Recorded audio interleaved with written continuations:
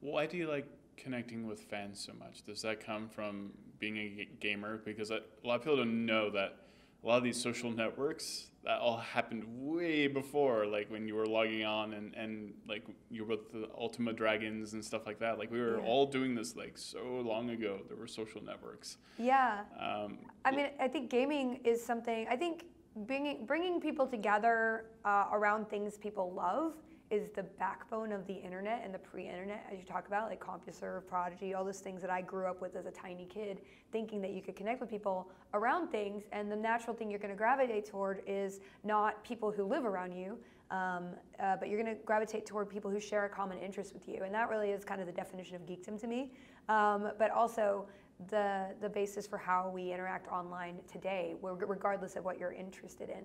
And I think gaming is something that people think is an isolated activity, but really it's the opposite in my experience.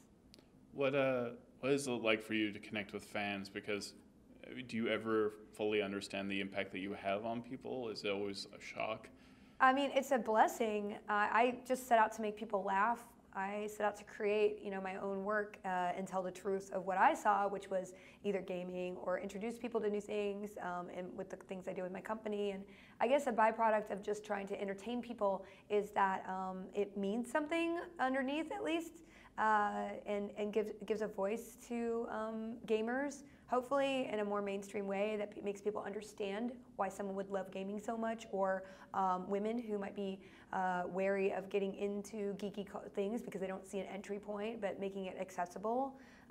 So I guess a big lesson of just writing the book and telling my story and sharing it with other people, is that your creativity isn't necessarily about yourself. It's about your voice affecting other people and helping, amplifying their vision of the world, just changing them a little bit because of your experience. And I think that sense of sharing of experience, even if it's a joke that you're telling, it makes the onus less on yourself and more on everyone else, the collective addition of your voice to the world.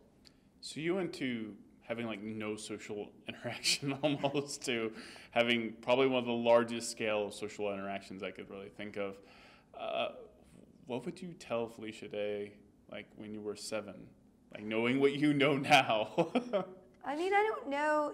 I think all the twists and turns of my life have been unexpected, and me always wanting to jump in something that is new and exciting and not been done before. I think that for some reason I'm a thrill seeker in that way. I don't like heights, and I'm not very sporty, so my thrill seeking comes in tackling something that no one has done before, or an area or a platform, making something for that. The creativity of that is pretty something that attracts me. So I don't know if I would tell myself to do anything differently, except for maybe be more bold in making mistakes, because I think we are taught that mistakes are failure, and they really aren't. They're self-improvement. And I have a hard time dealing with that as a perfectionist, but the times that I've seen myself grow as a person have been when I've made my biggest screw-ups.